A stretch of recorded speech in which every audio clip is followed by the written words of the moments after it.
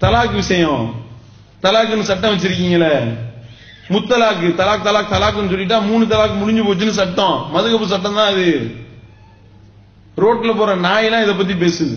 BJP காரன் என்ன, முஸ்லிம் பெண்கள் பாதிக்கப்படுவதை நாங்கள் ஏற்றுக்கொள்ள மாட்டோம், அவர்களுக்காக நாங்கள் குரல் கொடுப்போம். எவன்டா அது? வெட்டி பார்த்தா பிஜேபி காரன் உட்கார்ந்து பேசிக்கிட்டு இருக்கான்.